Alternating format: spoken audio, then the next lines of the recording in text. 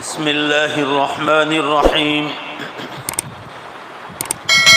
وعن عبد الله بن عمر رضي الله عنهما قال انطلق عامر بن ربيعة وسهل بن حنيف رضي الله عنهما يريدان الغسل قال فانطلقا يلتمسان الخمر قال فوضع عامر كذا في المسند وفي المستدرك سهل وهو الصواب جبة كانت عليه من صوف فنظرت إليه فأصبته بعيني فنزل الماء يغتسل قال فسمعت له في الماء فرقعة قال فسمعت له في الماء قرقعة فأتيته فناديته ثلاثا فلم يجبني فأتيت النبي صلى الله عليه وسلم فأخبرته فجاء يمشي فقاد الماء كأني أنظر إلى بياض ساقيه قال فضرب صدره بيده ثم قال اللهم أذهب عنه حرها وبردها ووصبها قال فقام فقال رسول الله صلى الله عليه وسلم إذا رأى أحدكم من أخيه ومن نفسه ومن ماله ما يعجبه فليبركه فإن العين حق رواه الحاکم وفی مسند احمد. دھیان سے سنیے گا، بیماری اور اس کا علاج کا بیان چل رہا ہے کہ اس کا سنت طریقہ کیا ہے. آج بھی اللہ نے اس میں شفا رکھی ہے، آدمی صحیح طور پر کرے اور ایمان و یقین کے ساتھ کرے. حضرت عبداللہ ابن عمر رضی اللہ عنہ فرماتے ہیں، حضرت عمر رضی اللہ عنہ کے بیٹے ہیں، وہ حدیث بیان کر رہے ہیں کہ حضرت عامر بن ربیعہ اور سہل بن حنیف یہ دونوں غسل کرنے کے ارادے سے نکلے. وہ کوئی اوٹ تلاش کر رہے تھے جہاں پردہ ہو جائے.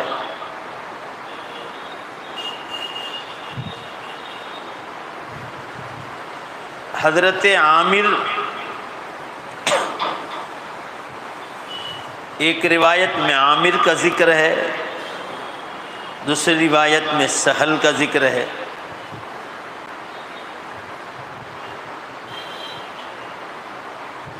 کہ حضرت سہل نے ان کا جبہ اتارا اوپر کا. یہ حضرات جیسے ہمارے یہاں تالاب ہوتے ہیں یا اور جگہیں جہاں نیچے کی لنگی پہن کر لوگ غسل کرتے ہیں، سفر میں بھی ایسے واقعات پیش آتے ہیں کہ جہاں نہانے کے لیے اسپیشل غسل خانہ نہ ہو تو ایسی جگہ غسل کرنا کہ سطر تو اپنی جگہ چھپا رہے مگر اوپر کا حصہ کھلا رہ کر آدمی غسل کر لے.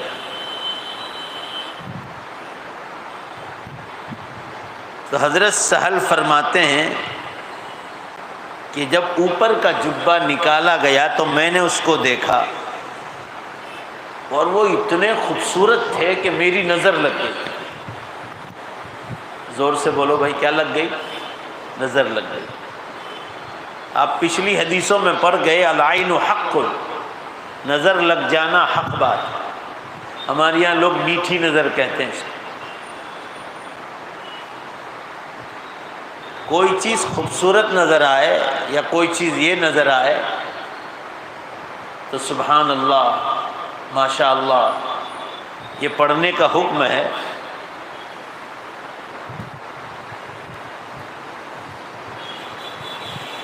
اب جیسے ان کی نظر لگی تو وہ پانی میں اتر کر نہانے لگ گئے.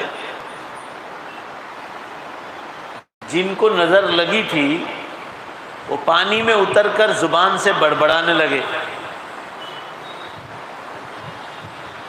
تو میں ان کے پاس آیا، ان کو قریب جا کر 3 مرتبہ آواز دی مگر انہوں نے جواب نہیں دیا. یہ قصہ میں نے نبی اکرم صلی اللہ تعالیٰ علیہ وسلم کے پاس آ کر بیان کیا کہ اللہ کے رسول، ہم دونوں ایک تالاب کے کنارے غسل کرنے جا رہے تھے. اپنے ساتھی کا میں نے اوپر کا جبہ نکالا تو وہ اتنے خوبصورت تھے کہ اوپر کا حصہ دیکھ کر میری نظر لگ گئی،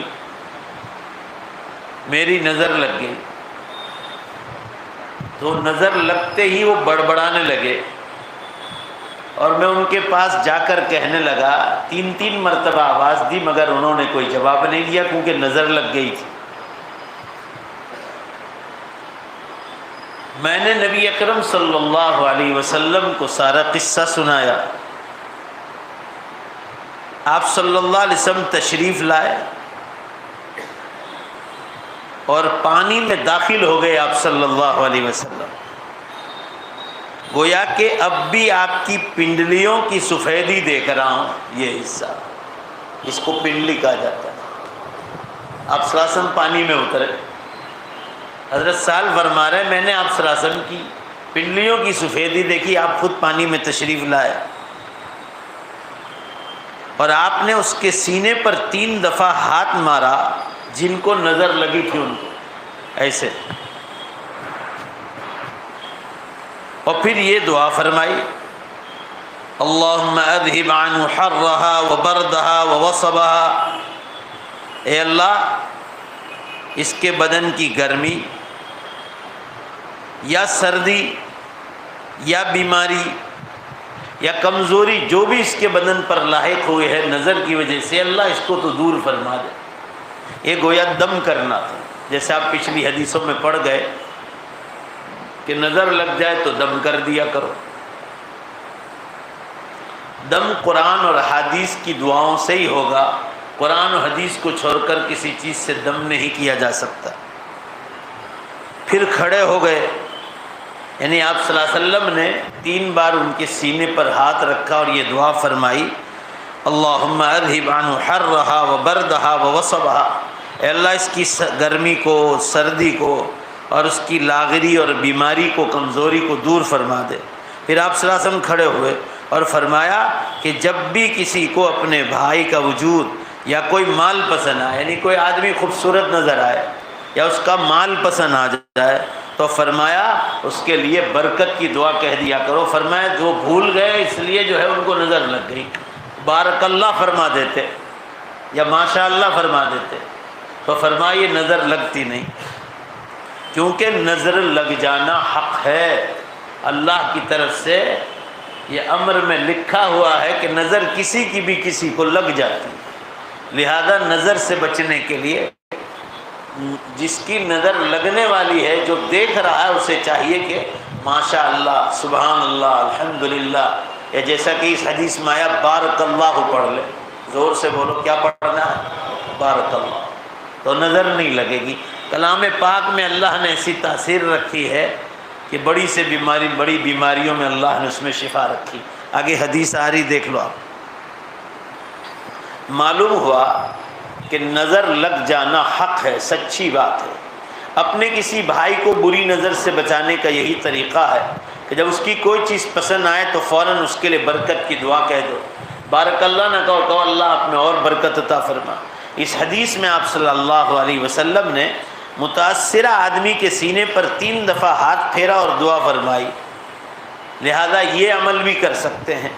لیکن نظر بد کا علاج یہ بھی ہے، ایک دوسرا علاج بتلا رہے آپ صاحب کہ بری نظر کا ایک علاج اور بھی ہے کہ جس کی نظر لگی ہے اس سے غسل کروا کر پانی ایک برتن میں جمع کیا جائے، پھر وہی پانی نظر شدہ آدمی کے سر اور کمر پر ڈال دیا جائے۔ جس کی نظر لگی ہے، مان لو فلاں شخص کی نظر لگی ہے تو اس کو غسل کرے، اور غسل کر کے جو پانی جمع ہوا ہے اس کو جمع کرو، اور وہی پانی جس پر نظر لگی ہے اس پر ڈال دیا جائے۔ جب معلوم ہو کہ فلاں شخص کی نظر لگی ہے، جیسے حضرت سہل کی نظر لگی تھی حضرت عامر کو، اور ان جیسے نظر لگی وہ بڑبڑانے لگے، یہاں تک کہ انہوں نے 3 مرتبہ آواز دی، وہ سن ہی نہیں پا رہے تھے۔ آپ صلی اللہ علیہ وسلم نے آ کر دعا فرمائی اور آپ صلی اللہ علیہ وسلم نے ان کی نظر اتاری، اس کے بعد ان کا اور ٹھکانے پر آئے، اور پھر آپ صلی اللہ علیہ وسلم نے علاج بھی بتایا کہ جب کسی کو کسی کی نظر لگ جانے کا خطرہ ہو تو بارک اللہ کہہ دیا کرو۔ یہ تیسرا علاج ہے کہ اگر معلوم ہے کہ فلاں شخص کی نظر لگی ہے تو اس سے غسل کراؤ، وہ جمع شدہ پانی جس پر نظر لگی ہے اس کے بدن پہ ڈال دو، نظر اتر جائے گی۔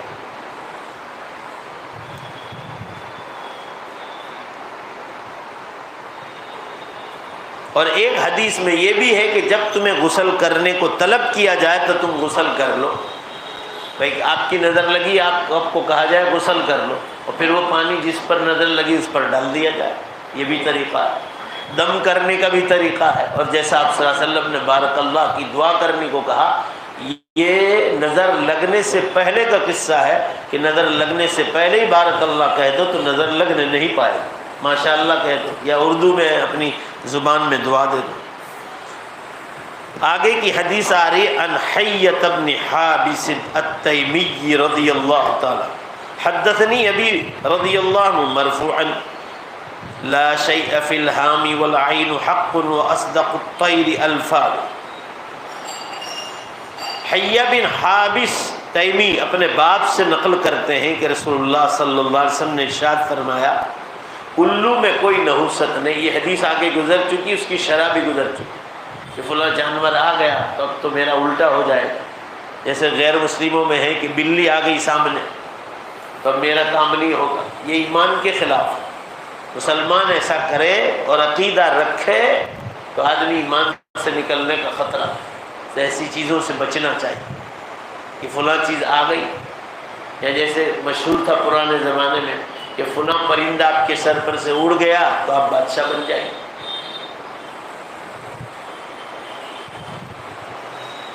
یہ سب ایمان کے خلاف. تقدیر میں جو لکھا ہے وہی ہوتا ہے. عمر رضی اللہ عنہ فرماتے تھے اعمالکم عمالکم، تمہارے اعمال ہی تمہارے بادشاہ ہیں. جیسے اعمال ہوں گے بعد سے بادشاہ مقرر ہوتے. حضرت عمر رضی اللہ عنہ کا مقولہ ہے. تو آدمی اپنے اندر، سماج کے اندر اصل سبب تلاش کرے کہ ہماری وجہ سے حالات پیش آئے، اور پھر آدمی اس کی اصلاح کرے، نہیں کسی باتیں کرتے رہے. اور حدیث میں آیا ہے کہ جب ظالم بادشاہ مقرر ہوں گے پھر تمہارے اولیاء اللہ بھی دعا کریں گے، وہ دعائیں قبول نہیں ہوں. تو فرمایا کہ الو کے بیٹھنے میں کوئی نحوست نہیں ہے. اور آگے کی حدیث جو باپ سے مناسبت رکھتی، نظر لگ جانا برحق ہے، لہذا ماشاء اللہ کہہ دیا کرو، بارک اللہ کہہ دیا کرو. اور اچھا شگون نیک فال ہے. کسی چیز سے اچھا فال مراد لو. جیسا میں نے پچھلی مجلس میں بتایا تھا کہ آپ کہیں سفر میں جا رہے ہیں اور کچھ دیندار لوگ مل گئے، دیندار لوگ، اور آپ اس سے نیک فال ہی لے لو کہ انشاءاللہ جس کام سے نکلنے آپ جیسے اللہ والے مل گئے ہیں تو اللہ کی ذات سے امید ہے کہ اب ہمارا کام فتح ہونے والا ہے. یہ اس کو نیک فال کہا جاتا ہے، برے فال کی اجازت نہیں. جیسے کسی مومن کو یہ کہنا کہ میں کام کے لیے نکلا تھا، تو سامنے آ گیا، اب میرا کام نہیں ہوگا، نعوذ باللہ استغفر اللہ. مذاق میں بھی نہیں بولنا چاہیے. یا بلی سامنے آ گئی، اب کام نہیں ہوگا. بلیاں کیا، شیر بھی سامنے آ جائے، تقدیر میں اچھا لکھا ہے تو اچھا ہی ہوتا ہے.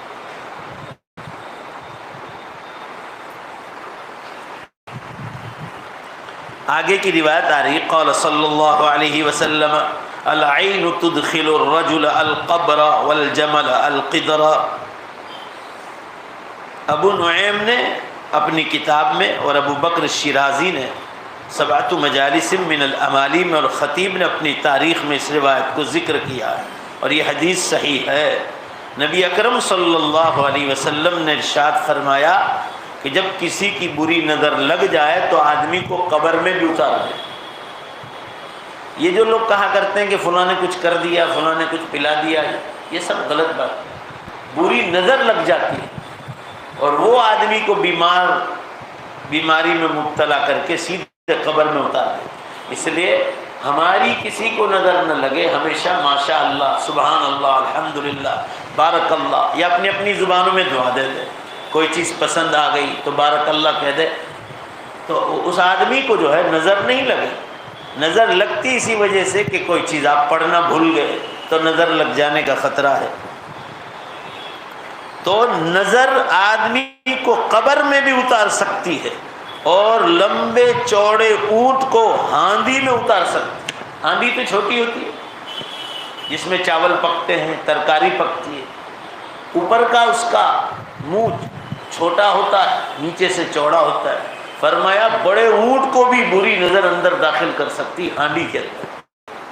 آپ صلی اللہ علیہ وسلم یہ بتلانا چاہتے ہیں کہ نظر نہیں لگانا چاہیے، اور لگنے کا خطرہ ہو تو ماشاءاللہ کہہ دیا کرو، سبحان اللہ کہو، کبھی نظر نہیں لگے، اور لگ گئی تو یا اس آدمی کو غسل کرا کے اس کا پانی جس پر نظر لگی ہے اس پر ڈال دو، اور پتہ نہیں ہے کہ اس کی نظر لگی ہے تو پھر سورہ فاتحہ الحمد شریف، جس کو بخاری شریف میں سورۃ الشفا کہا گیا، الحمد شریف جو سورہ فاتحہ ہے اس کو سورۃ الشفا کہا گیا آپ صلی اللہ علیہ وسلم کہ اللہ تعالیٰ نے اس کا نام آسمانوں سے سورۃ الشفا رکھا ہے، بیماری میں شفا دینے والی، ظاہری بیماری میں بھی اور روحانی بیماری میں۔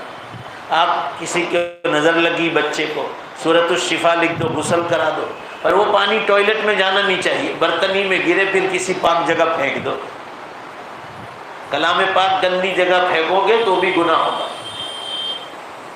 تو ایک شکل یہ بھی ہے، یا اس کو پلا دو، دم کر دو، سورہ فاتحہ ہے، آیت الکرسی ہے، معوذات ہے، قل هو اللہ احد، قل اعوذ برب الفلق، قل اعوذ برب الناس۔ ماں باپ بھی دم کر سکتے ہیں، دم کرنے میں شفا رکھی اللہ۔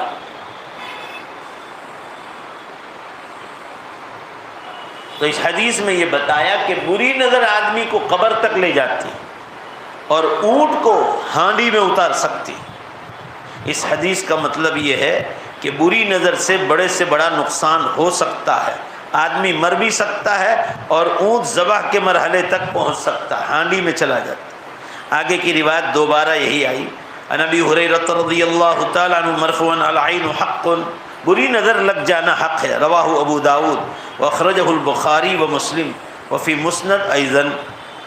وعن ابی ذر رضی اللہ عنہ مرفوعا ان العین لتولع بالرجل باذن اللہ حتی یصعد حالقا ثم یتردى منه۔ دھیان سے سنیے، سیدنا ابو ذر رضی اللہ عنہ روایت بیان کرتے ہیں کہ نبی اکرم صلی اللہ علیہ وسلم نے ارشاد فرمایا، بے شک بری نظر آدمی کو اللہ کے حکم سے دیوانہ کر دیتی، پاگل بنا دیتی اللہ کے حکم سے، حتیٰ کہ بسا اوقات ایسا ہوتا ہے کہ وہ اونچی جگہ پر چڑھتا ہے اور پھر نیچی جگہ پر گرتا ہے، اوپر جا کے نیچے کودتا ہے۔ بری نظر سے آدمی ایسی حرکتیں بھی کرتا ہے، اوپر چڑھ کے نیچے گرتا ہے۔ اس لیے کبھی کوئی چیز اچھی نظر آئے تو آپ کچھ بھی نہیں پڑھو گے تو آپ کی نظر سامنے والے کو لگ سکتی، لہذا ماشاء اللہ، سبحان اللہ، الحمدللہ، بارک اللہ پڑھنا چاہیے یا دعا دینی چاہیے۔ وعن ابن عباس رضی اللہ عنہما مرفوعا العین حق تستنزل الحالق، بری نظر لگ جانا حق بات ہے جو آدمی کو اونچی جگہ سے لے جا کر نیچے گرا دیتی۔ وہی حدیث ہے جو اوپر آئی، الفاظ کے مختلف ہے اور راوی الگ ہے۔ آگے کی حدیث آ رہی، وعن ابن عباس رضی اللہ عنہ مرفوعا العین حق ولو کان شیء سابق القدر سبقته العین واذا استغسلتم فاغسلوا۔ عبداللہ بن عباس رضی اللہ عنہ سے روایت ہے کہ نبی اکرم صلی اللہ علیہ وسلم نے ارشاد فرمایا، نظر لگ جانا حق بات ہے، اگر کوئی چیز تقدیر سے آگے لے سکتی ہوتی تو نظر ہوتی۔ یعنی نظر میں کتنا پاور رکھا ہے اللہ نے کہ اگر کوئی چیز تقدیر سے آگے بڑھ جاتی تو نظر بڑھ جاتی تو 73واں تو لگایا، مگر حدیث کے الفاظ سے معلوم ہوا تقدیر سے کوئی بھی چیز، زور سے بولو، آگے بڑھنے والی نہیں۔ اس سے معلوم ہوا کہ تقدیر میں اگر لکھا ہے تو وہ چیز آپ پر ثابت ہوگی، تقدیر میں نہیں لکھا ہے تو پھر لاکھ مرتبہ بھی کوئی نظر ڈالے وہ ہونے والی چیز نہیں۔ مگر پھر بھی دنیا دارالاسباب ہے، اس لیے آپ صلی اللہ علیہ وسلم فرما رہے ہیں کہ نظر لگ جانے سے پہلے سبحان اللہ، ماشاء اللہ، الحمدللہ ایسی بارک اللہ پڑھ لیا کرو تو نظر نہیں لگے۔ نظر لگنے کے بعد بھی وہ معاملہ اللہ کے ہاتھ میں، تقدیر میں لکھا ہے مرنا تو پھر معاملہ آگے بڑھے گا، تقدیر میں نہیں لکھا ہے تو اس نظر سے کوئی تکلیف ہونے والی نہیں۔ جیسے حدیث میں آتا ہے کہ جب تم رات میں کوئی برا خواب دیکھو تو 3 بار اعوذ باللہ من الشیطان الرجیم پڑھو، یا الٹی سائڈ جا کے تھو تھو تھو تھو کر دو، تو فرمایا وہ برا خواب تمہیں نقصان نہیں پہنچائے گا۔ یہ اسباب کے درجے کی بات ہے کہ یہ چیز کر لو، جو حکم ہے وہ کر لو، آگے کا معاملہ تقدیر میں رکھا ہے اللہ نے، برا لکھا ہے تو ہوگا، نہیں لکھا ہے تو کچھ نہیں ہوگا، 10 نظر بھی لگایا کچھ نہیں ہوگا۔ مگر چونکہ دنیا دار الاسباب ہے، اس لیے یہ چیزیں کرنے کا حکم دیا کہ نظر لگ جانے والے کا نام معلوم ہو، اسے غسل کرا کر، جس پر نظر لگی اسے غسل کرا دو یا دم کرا دو۔ ماں باپ بھی دم کر سکتے ہیں، یا سورۃ الشفا پڑھ کر دم کرو، یا معوذات پڑھو تینوں، قل هو اللہ احد، قل اعوذ برب الفلق، قل اعوذ برب الناس، یا سورہ فاتحہ ہے سورۃ الشفا، اس کا غسل کرا دو، پلا دو، ختم ہو گئی بات۔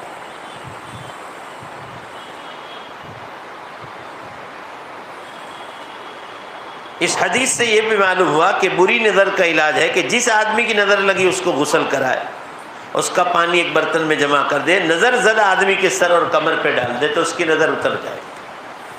آگے کی حدیث آ رہی ہے، عن محمد بن قیس رضی اللہ عنہ قال سئل ابو ہریرہ رضی اللہ عنہ سمعت من رسول اللہ صلی اللہ علیہ وسلم الطیرۃ فی ثلاث فی المسکن والفرس والمرأة قال اذا اقول على رسول اللہ صلی اللہ علیہ وسلم ما لم يقل ولكنني سمعت رسول اللہ صلی اللہ علیہ وسلم يقول اصدق الطیرۃ الفال والعین حق۔ وہی بات سمجھا رہے۔ دوسری حدیث محمد بن قیس سے روایت ہے رضی اللہ عنہ، حضرت ابو ہریرہ رضی اللہ عنہ سے پوچھا گیا کیا تم نے رسول اللہ صلی اللہ علیہ وسلم کو فرماتے یہ بات سنی ہے کہ 3 چیزیں، گھر، گھوڑا اور بیوی میں فال ہوتا ہے، فال۔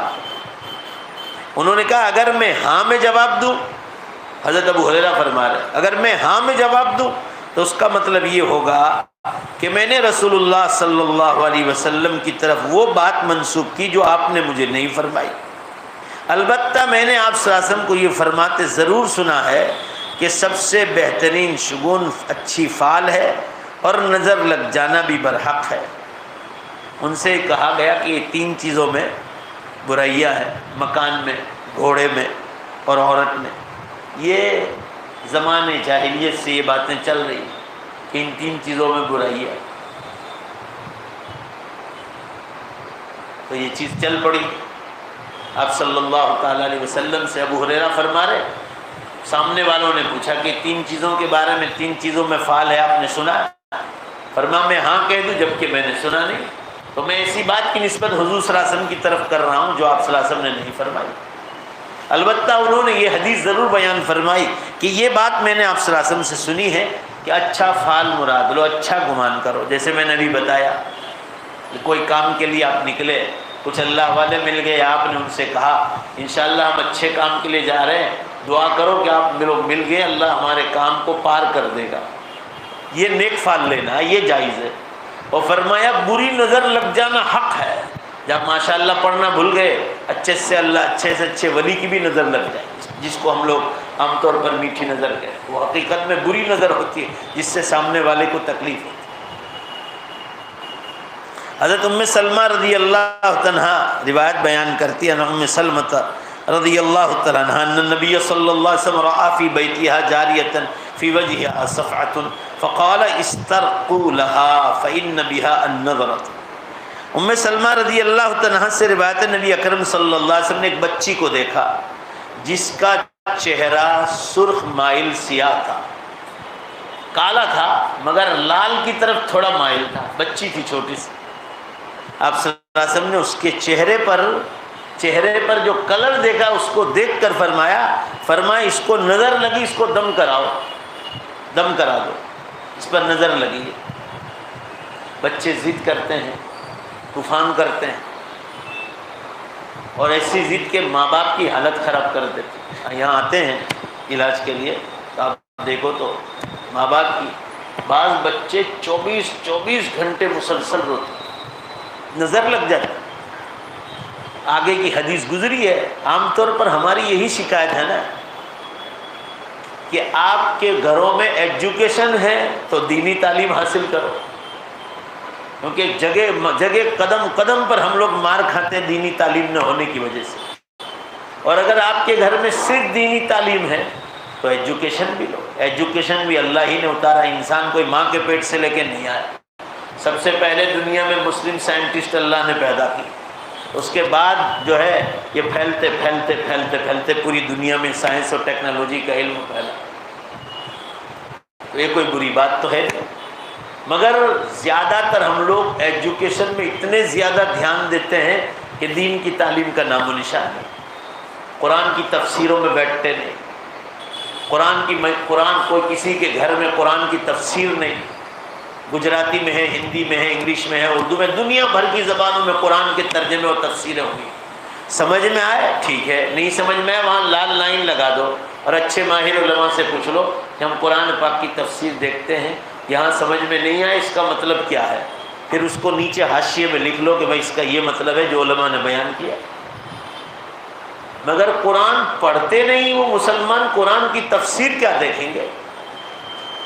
آپ کو پچھلی مجلس میں حدیث گزری، آپ صلی اللہ علیہ وسلم نے ارشاد فرمایا کہ مغرب سے پہلے بچوں کو گھر میں لے لیا کرو یہاں تک کہ کالا سخت اندھیرا ہو جائے، عشاء تک. صحابہ نے پوچھا تو فرمایا کہ مغرب سے پہلے شیاطین اور جنات وغیرہ نکل کر آبادیوں سے نکل کر سمندروں کی طرف جاتے ہیں اور وہ بچوں پر نظر لگا کے نکل جاتے ہیں.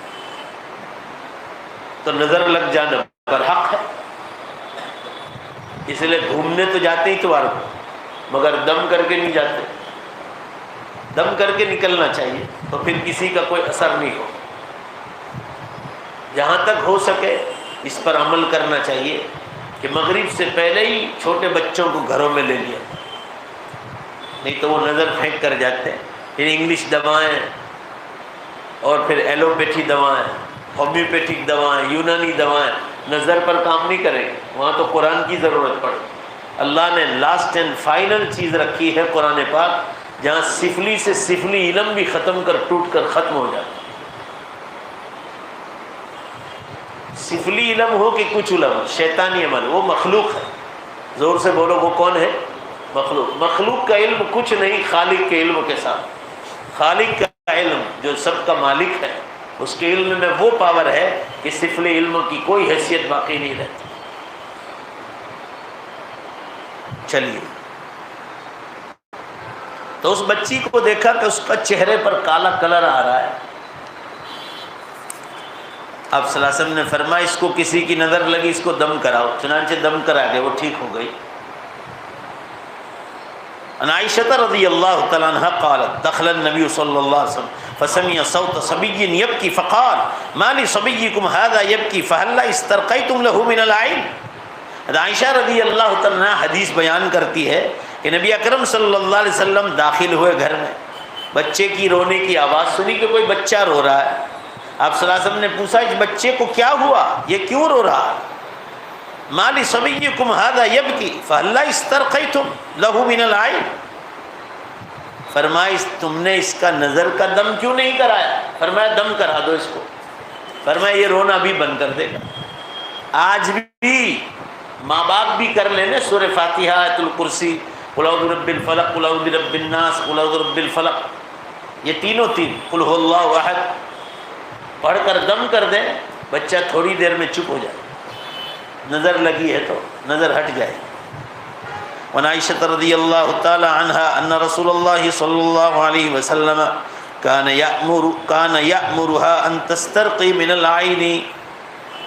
حضرت عائشہ رضی اللہ تعالیٰ فرماتے تھے کہ رسول اللہ صلی اللہ علیہ وسلم مجھے فرماتے تھے کہ عائشہ نظر سے دم کیا کرو، یعنی کسی کو نظر لگ جائے تو آپ صلی اللہ علیہ وسلم دم کروانے کا حکم فرماتے تھے کہ آپ بھی کرو. آگے کی روایت آ رہی ہے عن عائشة رضی اللہ تعالی عنہ قالت كان النبي صلی اللہ علیہ وسلم يأمر العائن فيتوضأ ثم يغتسل منه المعين.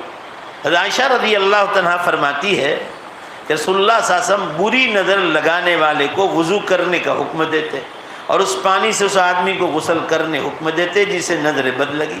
یہ حدیث آگے گزر چکی ہے. جس کی نظر لگ جائے اگر معلوم ہے اس کا نام تو اس آدمی کے بدن کو نہلاؤ، اس کو کہو غسل کر لو. حدیث میں آیا اسے چاہیے کہ منع نہ کرے، غسل کر لے، وہ پانی جمع کرے اور جس پر نظر لگی ہے اس کے بدن پہ ڈال دو. صحیح احادیث میں ذکر آیا ہے، فرمایا اس کے بدن سے نظر گئی ہے لہذا اس کا پانی اس پہ ڈال دو، اللہ اس کے ذریعے بھی شفا دے دے گا. اور یہ چیز اللہ نے آسمانوں سے بتلائی، لہذا کرنا چاہیے۔ اور معلوم نہیں ہے تو کسی کو یہ مت کہو کہ تیری نظر لگ گئی، معلوم نہیں ہے تو سورہ فاتحہ سے کر لو، معوذتین یا معوذات سے کر لو۔ چلیے، عن ابن عباس رضی اللہ عنہما مرفوعا العین حق ولو کان شیء سابق القدر سبقت العین واذا استغسلتم فاغسلوا۔ یہی مضمون آگے گزر چکا ہے۔ نبی اکرم صلی اللہ علیہ وسلم نے ارشاد فرمایا نظر لگ جانا حق ہے، اگر کوئی چیز تقدیر سے آگے بڑھ جاتی تو نظر بڑھ جاتی، یعنی نظر میں اتنا پاور ہے کہ تقدیر سے اگر کوئی آگے بڑھ سکتا تھا تو نظر بد بڑھ جاتی، مگر اس میں بھی طاقت نہیں، تقدیر اللہ نے لکھی ہے، لہذا تقدیر آگے رہے گی، نظر پیچھے رہے گی۔ لہذا اللہ کو منظور ہوگا تو برا اثر ہوگا، نہیں ہوگا تو نہیں ہوگا۔ ہاں البتہ یہ جو حکم چل رہے، پھر آپ کو سوال ہو کہ پھر یہ کیوں کروایا جا رہا ہے، تو دنیا دارالاسباب ہے، آپ لگ گئی تو آپ کو جو حکم ہے وہ کر لو، جو حکم تو ماننے کا حکم۔ سورہ فاتحہ کا دم کر لو، آیت الکرسی کا، یا جو اوپر بتلایا گیا۔ ان حدیث میں بری نظر کے 3 علاج بیان کیے گئے: دم کرنا، نظر زدہ آدمی کا نظر لگانے والے آدمی کے وضو کے پانی سے غسل کرنا، اور تیسرا نظر لگانے والا آدمی غسل کرے، اس کا پانی ایک برتن میں جمع کر کے نظر زدہ آدمی کے سر اور جو ہے کمر پر ڈال دیا جائے۔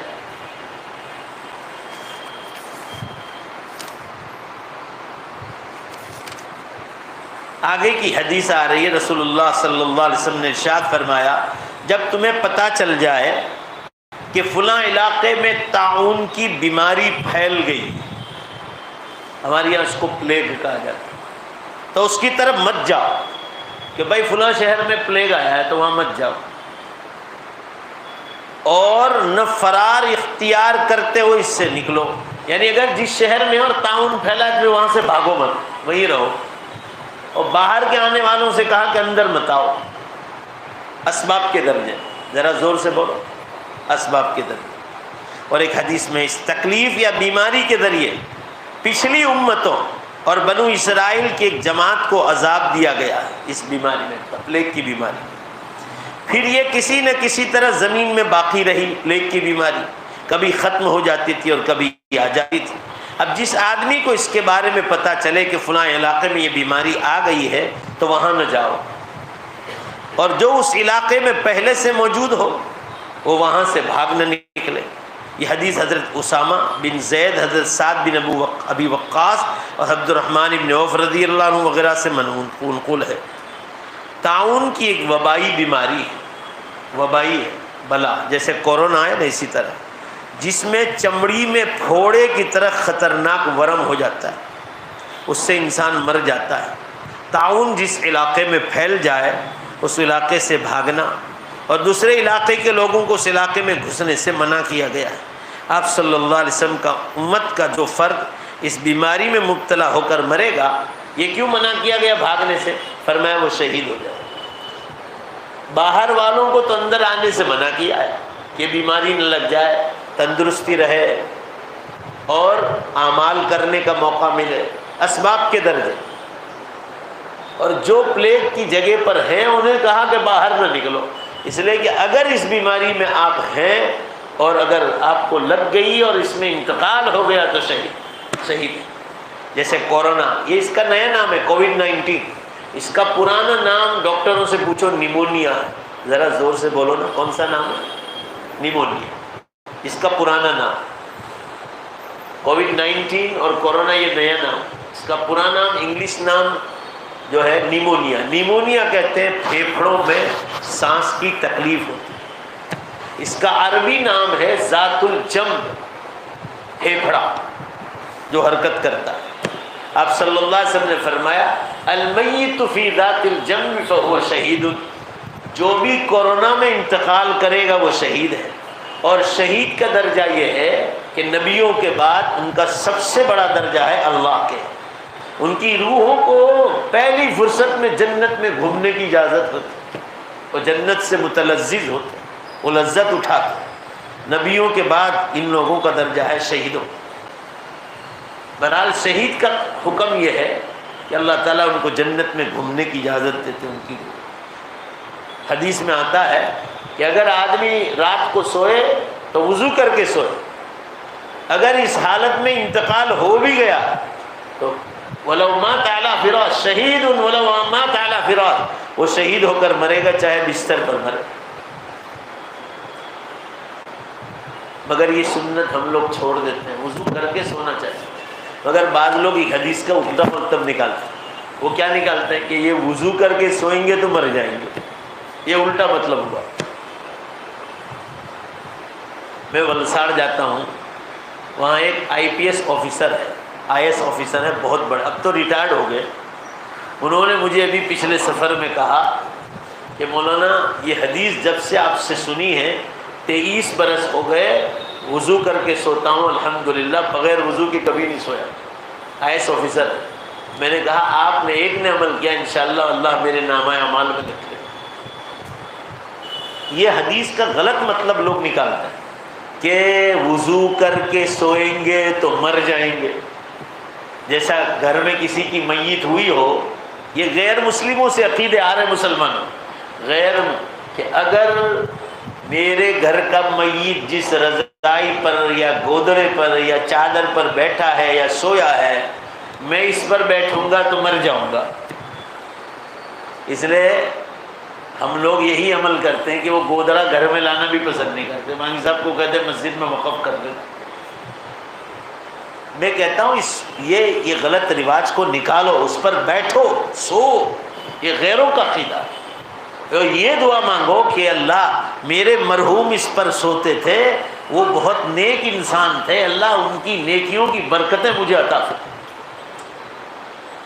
یہ غیروں کا طریقہ، یہ لوگ میت کو ہاتھ بھی نہیں لگاتے، پانی بھی ان کو غسل دیتے نا دور دور سے کرتے ہاتھ، وہ یہ سوچتے ہیں کہ ہاتھ لگے گا تو اس کا اثر مجھے آئے گا، میں بھی مر جاؤں گا۔ یہ ایمان کے خلاف ہے۔ اس لیے میں کہتا ہوں ایک زمانہ تھا کہ ہم لوگ بسوں میں سفر کرتے تھے، ٹرینوں میں۔ ابھی میں پرسوں ترسوں کمکوتر گیا تھا، جنگل وستار آہوا ڈانگ کے پاس، تو ان لوگوں نے مجھے یاد دلایا کہ 25 سال پہلے آپ ٹرک میں آئے تھے، ٹرک میں، اور ہم آپ کو رکشہ لینے کے لیے ہائی وے پر آئے تھے نوساری سے اوپر۔ تو ایک زمانہ وہ بھی تھا۔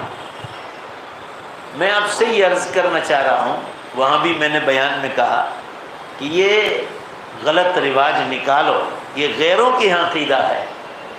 تو میں یہ کہہ رہا تھا کہ اس زمانے میں جب گاڑیاں نہیں تھی تو مسجدوں میں لوگ ہم کو سلاتے تھے کہ رات یہیں سو جاؤ، تہجد میں اٹھ کر جلدی نکل جانا تو مدرسے پہنچ جائیں گے۔ بہت بار ایسا ہوتا تھا۔ ولساڑ جاتے تھے تو اس زمانے میں رات وہیں سو جاتے تھے، اور وہاں سے 4 بجے ایک ٹرین چلتی ہے جو 5:30 کو آپ کے سورت میں آتی ہے، گجرات کوئن، اس سے ہم کیم اتر جاتے تھے، پھر ترکیسر چلے جاتے تھے۔ تو وہ جو مسجدوں میں سلاتے تھے نا، وہ وہی گودروں پہ سلاتے تھے جس پر آپ کے میت سوئے، مگر آج تک ہم مرے نہیں ہیں۔ موت تو جب لکھی ہوگی تب آنی ہے، ایسا سوچتے۔ اس کا مطلب تو یہ ہوا نا کہ اچھا ہے مولوی لوگ مر جائیں اس گودری پہ سو کے، تبلیغ جماعت والے مر جائیں، خانقاہ والے مر جائیں۔ ایسا ہوتا تو جتنی جماعتیں اللہ کے راستوں میں جاتی ہیں وہ گودروں پہ سو کے کبھی سے مر گئی ہوتی۔ بھائی زوروں میں بات صحیح کہہ رہا ہوں غلط کہہ رہا ہوں؟ یہ غلط رواج نکالو، یہ غیروں کا عقیدہ ہے۔ چلیے، اور دینا ہے مسجد میں تو اچھی رضائی دے دو یا کچھ اور پیسے دے دو صحیح سال ثواب کے لیے۔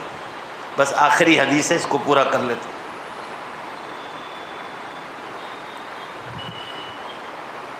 ہاں، تو میں یہ عرض کر رہا تھا کہ یہ بیماری میں یا کورونا کی بیماری میں جو بھی انتقال کر جاتا ہے، بس آسمانوں سے کہہ دیا گیا آنکھیں بند کر کے اس پر ایمان، کہ جو بھی، شرط یہ ہے کہ ایمان والا ہو۔ ہاں، یہ بات یاد رکھ، زور سے بولو، شرط یہ ہے کہ ایمان والا ہو۔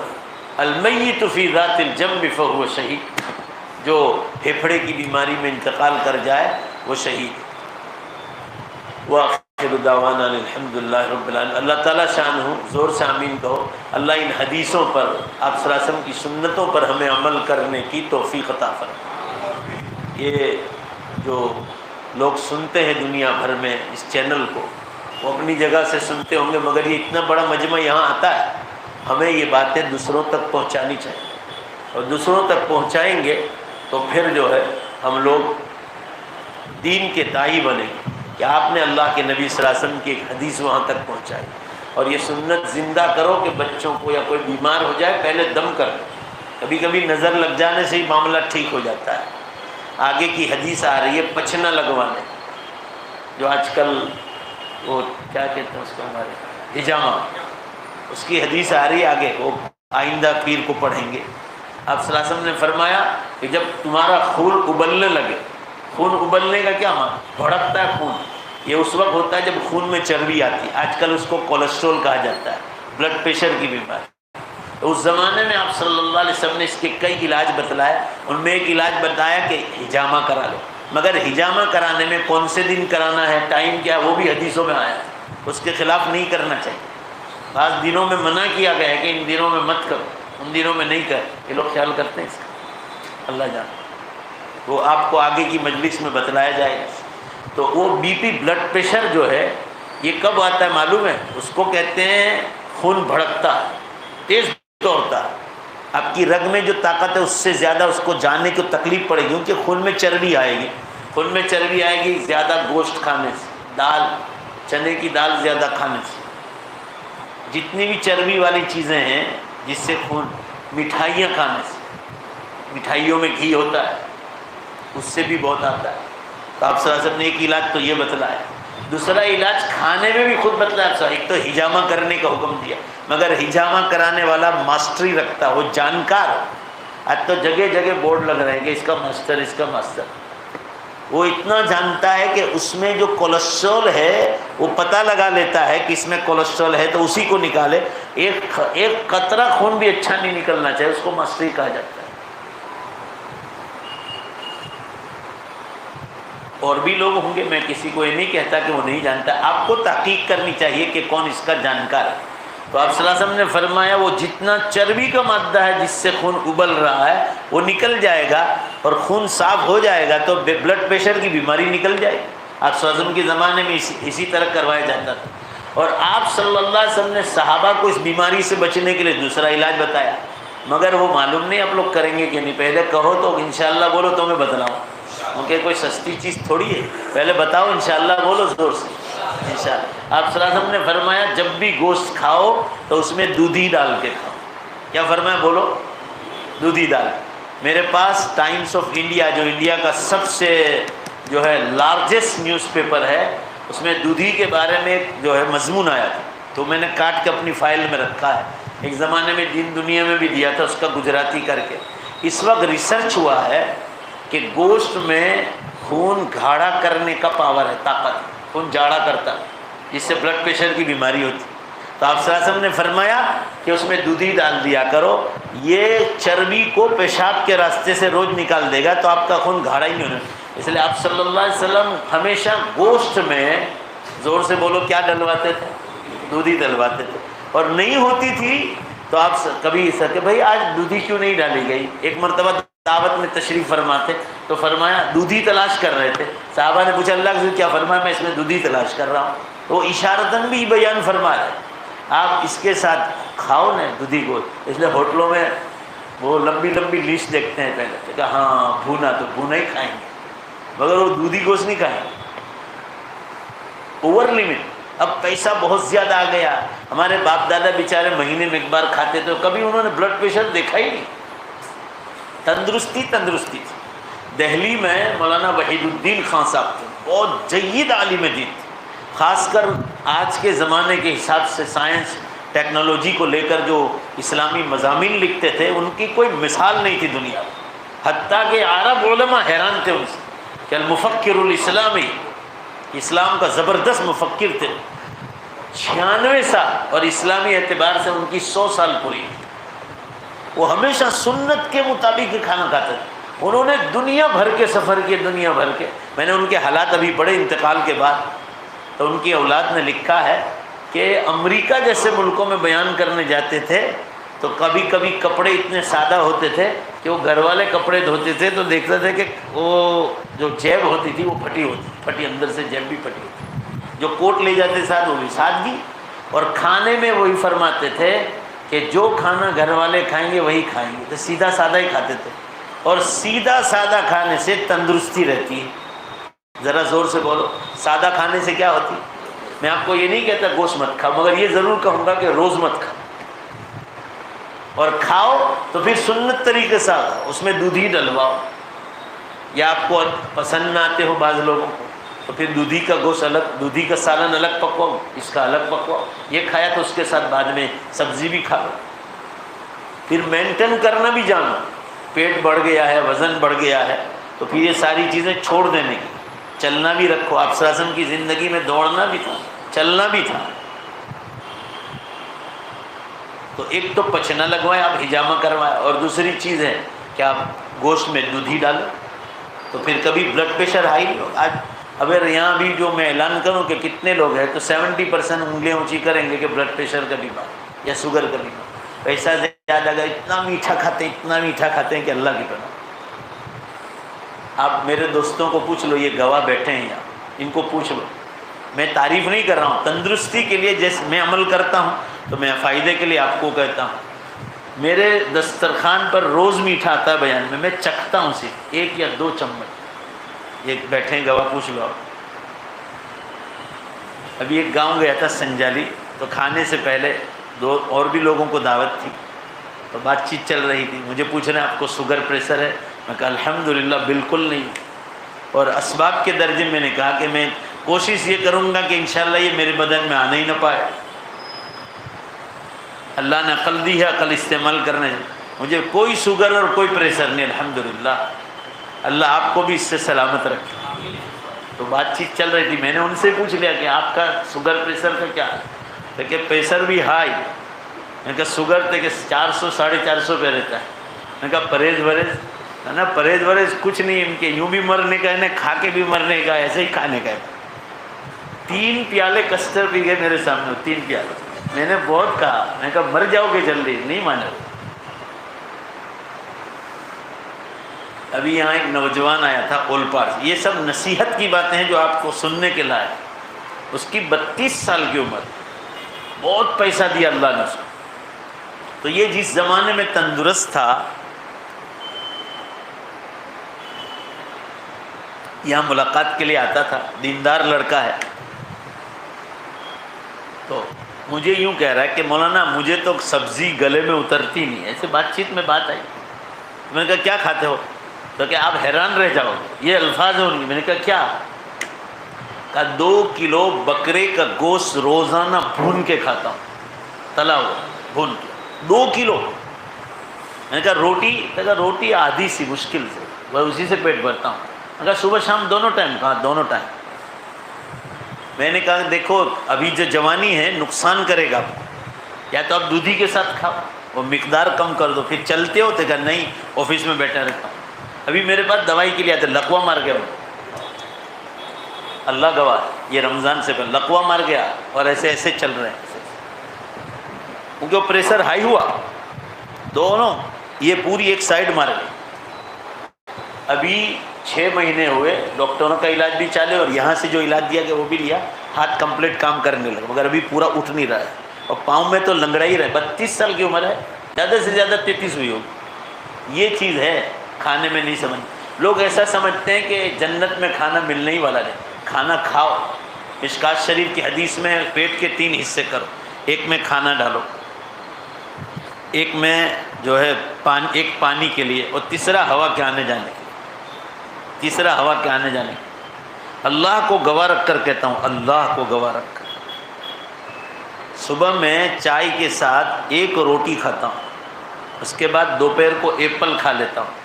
اگر ایپل جیسے میں کبھی سفر میں سے لانا بھول گیا، روزانہ 1 ایپل دوپہر کو، کوئی چیز نہیں کھاتا ہوں۔ میں اپنی طبیعت سنبھالنے کے لیے آپ کو کہہ رہا ہوں، نہیں ملا یا بھول گیا میں تو 1 روٹی کھا لیتا ہوں، بس نہیں ملا پھر سیدھا مغرب کے بعد، وہ بھی طبیعت سنبھال، بہت کم کھانا، چلنا۔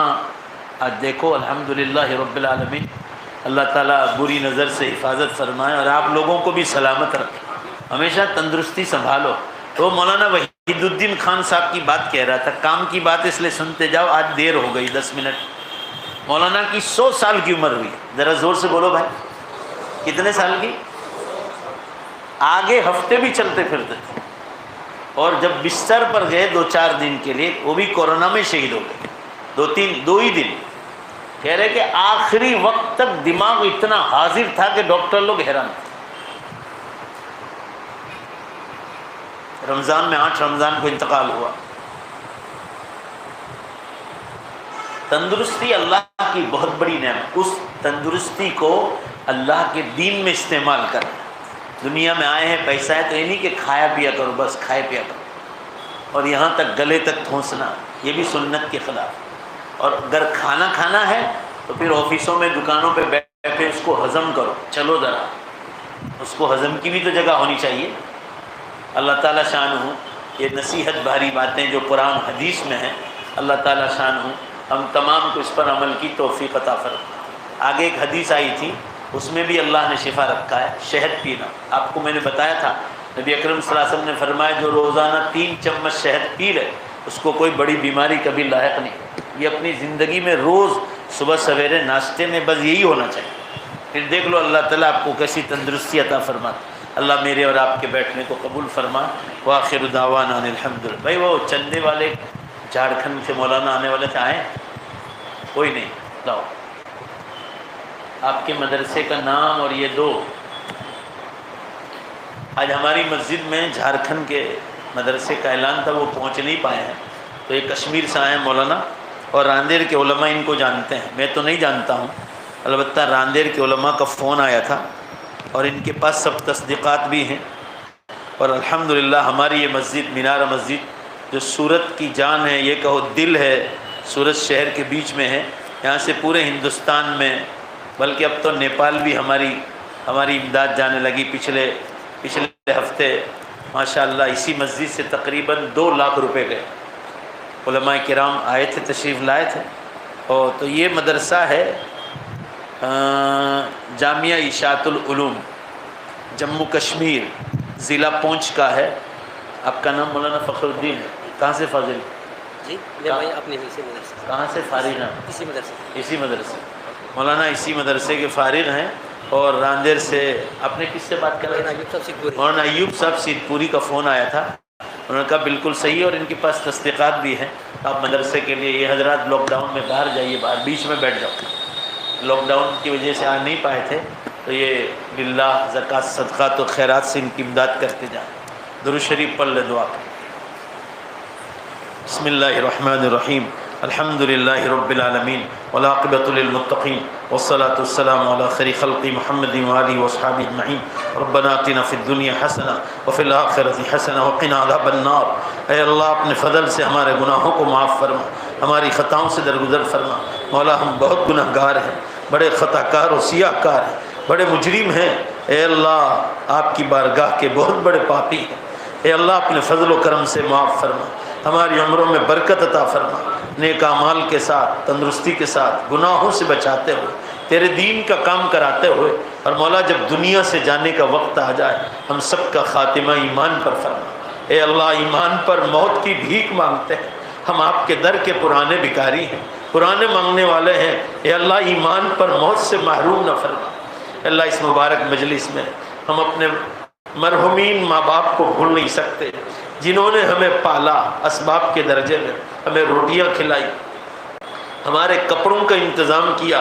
اے اللہ ماں نے ہم کو دودھ پلایا، 9 مہینے پیٹ میں رکھا، اور یہ وہ زمانہ جب یہ بڑی بڑی ہاسپٹلیں نہیں تھی، اے اللہ یہ اچھی دوائیں نہیں تھی، ہائی کلاس آپریشن نہیں ہو رہے تھے۔ اس تکلیفوں کے زمانے میں ہمارے ماں باپ نے ہماری پیدائش کے وقت بڑی تکلیفیں اٹھائی۔ اے اللہ ہم کو پالتے پالتے ان کو جان پہ آئی ہوگی، وہ مزدوریاں کرتے تھے اور ہم کو روٹیاں کھلاتے تھے۔ عید کے دنوں میں وہ پھٹے پرانے کپڑے پہنتے تھے اور ہم کو نئے کپڑے پہناتے تھے۔ عید کے دن بھی وہ کھانا کھلاتے تھے اور ان کو ایسا لگا کہ یہ آخری لقمہ ہے، میں کھا لوں، بچے کا پیٹ بھر گیا ہوگا، تو پھر خیال آیا کہ شاید میرا بچہ بھوکا ہوگا، تو ہمارے پیٹ میں ڈال دیتے تھے۔ اے اللہ ان ماں باپ کی مکمل مغفرت فرما، ان کی قبروں کو نور سے بھر دے، ان کے درجات کو بلند فرما دے۔ اے اللہ ان کی قبروں پر نور کی بارش نازل فرما، ان کی قبروں کو رحمتوں سے، برکتوں سے، مغفرتوں سے پوری طرح ڈھانپ لے۔ اللہ کچھ خبر نہیں ان کا قبروں میں حال کیا ہے، ان کی نیکیوں کو قبول فرما، ان کی چوکوں کو، ان کی سیئات کو معاف فرما۔ اللہ بڑے مخلص لوگ تھے ہمارے ماں باپ، ہمارے تمام رشتہ دار جو دنیا سے چلے گئے، بھائی ہو، بہن ہو، ماموں ہو، ممانی ہو، چچا ہو، چچیا ہو، خالہ ہو، خالو ہو، پھوپھی ہو، پھوپھڑ ہو، ان کے اولاد ہو، ہمارے دوست احباب جو ہمارے ساتھ پڑھتے تھے اسکولوں میں، مدرسوں میں، اور وہ صاحب ایمان تھے اور دنیا سے چلے گئے، اللہ ان سب کی مغفرت فرما، ان کی قبروں کو نور سے بھر دے، ان کے درجات کو بلند فرما دے، اے اللہ ان کو اعلیٰ سے اعلیٰ مقام علیین میں عطا فرما، اے اللہ تو ان سب سے راضی ہو جا، اے اللہ پوری امت کے مرحومین سے راضی ہو جا، اے اللہ اگر آپ پوری امت کو معاف کر دیں آپ کو کوئی پوچھنے والا نہیں، اے اللہ پوری امت کو معاف فرما دے، سارے مرحومین کی بخشش فرما، کچھ خبر نہیں قبروں میں امت کا حال کیا ہے، اے اللہ قبر کے عذاب سے پوری امت کی مغفرت فرما۔ ایک دن ہماری بھی باری آنے والی ہے، ایمان پر موت کی بھیک مانگتے ہیں، اے اللہ ایمان ہی پر موت عطا فرما، لا الہ الا اللہ محمد رسول اللہ صلی اللہ علیہ وسلم پر موت عطا فرما، اور اس کے پہلے جو آپ نے جنت کی تیاری کے لیے دنیا دی ہے اور وقت دیا ہے، اس جنت کی تیاری کے لیے اعمال کی توفیق عطا فرما، حرام مال کھانے سے، شک والی روزی کھانے سے اے اللہ پوری ہماری حفاظت فرما، اے اللہ ہمیں جھوٹ بولنے سے، غیبت کرنے سے، کسی پر تہمت لگانے سے حفاظت فرما، اے اللہ دوسرا کوئی ہم پر تہمت لگائے، اے اللہ اب اس سے بھی ہماری بھی اس سے حفاظت فرما، اے اللہ تو ساری دنیا کے مسلمانوں کو اچھی ہدایت اور اچھی توفیق عطا فرما، اے اللہ ہم دنیا سے اس حال میں جائیں کہ ہمارا دل ہر سامنے والے سے صاف اور پاک ہو، کوئی برائی ہمارے دل میں کسی کے لیے نہ آئے، اس حالت میں ہم دنیا سے جائیں، صاف ستھرے جائیں، ہمارے سروں پہ قرضہ نہ ہو اور سیدھے جنت میں داخل ہو جائیں، اے اللہ تو ایسا آرام نصیب فرما، ہمارے ماں باپ کے ساتھ ساتھ ہمارے نانا نانی، دادا دادی، پردادے، پرنانے، پردادیاں، پرنانیاں جتنے اس اوپر ایمان پر مرے ہیں، اے اللہ تو سب سے راضی ہو جا، سب سے پوری طرح راضی ہو جا، ان کا حشر نبیوں کے ساتھ، صدیقین اور شہداء کے ساتھ فرما دے، اے اللہ یہ مجمع بڑی دیر تک بیٹھا رہا، آج تو 1 گھنٹہ ہو گیا، اے اللہ ان کے بیٹھنے کو، صبر کرنے کو قبول فرما، دنیا میں اور آخرت میں اس کا بہتر سے بہتر اجر عطا فرما، اے اللہ مجلسوں میں غیبت کرنے سے، اے اللہ برائیاں کرنے سے، خاص کر علماء کی برائیاں کرنے سے، اور اہل دین کی جو دین کا دعوت کا کام کرتے ہیں، خانقاہوں کے بزرگوں کی، اللہ ان کی برائیوں سے ہماری حفاظت فرما، اے اللہ اپنا فضل فرما، اپنا کرم فرما، اے اللہ مظلوم ہے، چاہے وہ بد دعا نہ بھی کرے تو بھی اللہ وہ مظلوم ہے، اور ظالم تباہ و برباد ہو جاتا ہے،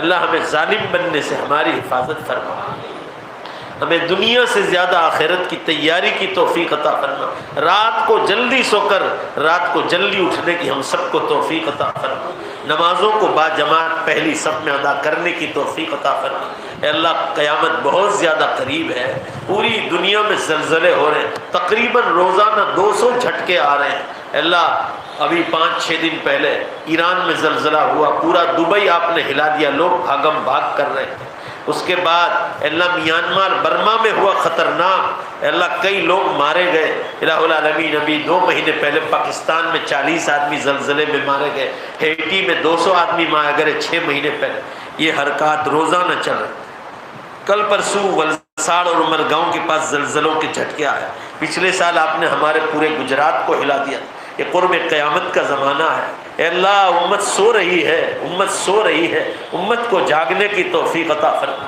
قیامت تو اچانک آ پڑے گی مگر آپ رحیم و کریم ہیں تو آپ نشانیاں بتلاتے ہیں کہ لوگ سورج پچھم سے نکلے اس سے پہلے توبہ کر لیں، اے اللہ اپنے ٹائم میں سے برکت اٹھا لی، جمعہ 8 دن 1 دن کی طرح آ رہا ہے، رمضان 1 مہینے کی طرح آ رہا ہے، ابھی تازہ نشانی آپ نے بتائی، دنیا بھر میں بغیر موسم کے بارشیں ہوئی، 15 دن پہلے بھی ہوئی، 2-3 دن پہلے بھی ہوئی، آپ صلی اللہ علیہ وسلم نے فرمایا، ہم کو دین پہنچایا کہ جب بغیر موسم کے بارشیں شروع ہو جائے تو سمجھ جاؤ قیامت قریب ہے، اللہ کی ناراضگی کا سبب ہے، اے اللہ دوسری حدیث میں فرمایا یقبض العلم بقبض العلماء، علم اٹھایا جائے گا عالموں کے اٹھانے سے، تقریباً 2000 علماء کرام جو دین کے داعی تھے، اے اللہ کورونا میں شہید ہو گئے، اے اللہ ان سب کے درجات کو بلند فرما، ہماری والدہ بھی اس رمضان میں اے اللہ آپ کی جوار رحمت میں آئی ہے، اس بیوہ عورت کو جس نے ہماری سیرت بنانے میں رات دن ایک کر دیا تھا،